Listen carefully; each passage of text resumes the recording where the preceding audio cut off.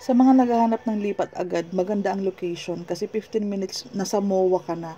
Ito kasi nasa Pure Gold lang to ng Kawit. Ito Estrella Homes ito. Sa phase 1, sa Tuklong Kawit lang. Bali malaki ang lot area nito, nasa 70 square meters. Batli itong nasa video, yun ang pinakabahay. 2 bedrooms, 1 toilet and bath with carport, tos with balcony na. Lahat ng description sa baba. Ito kasi is livable na siya, semi-complete na. Murang-mura kasi ang bibili mo ditong property na location is Kawit, 2 million lang. So, napakamura kasi ang 2 million namin sa Tanza, walang, kumbaga napakalayo na. Kung nag-work ka sa Metro Manila, best ito talaga. Kawit lang. I-search mo yung Estrella Homes sa tuklong ng Kawit. Yan ang location mo. Tapos complete na yan, livable na. Lilipat ka na lang. Mga 300,000 na cash out. Pwede ka na lumipat. Tapos meron kaming tatlong option. Lagay ko na lang sa description. Tapos i-message mo yung Facebook ko. Tawagan mo ko sa Facebook.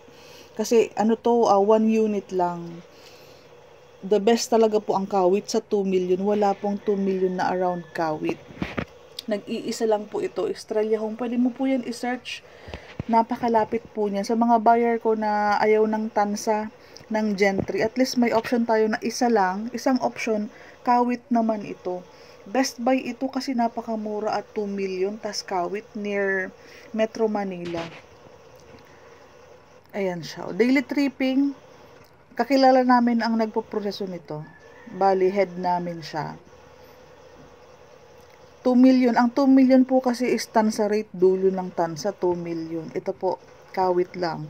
Kapag nakita mo sa Waze, sobrang makikita mo talagang napakawit. Malapit sa lahat. Malapit sa Evo City. Kasi ito ang mga reason ba't mahal na ngayon at Kawit, Imos, Bacoor, Tansa. Malapit sa mga major establishment. Estrella Homes, Tuklong, Kawit, Cavite. Townhouse, malaki ang ano nito, malaki ang lot area kasi 70 eh.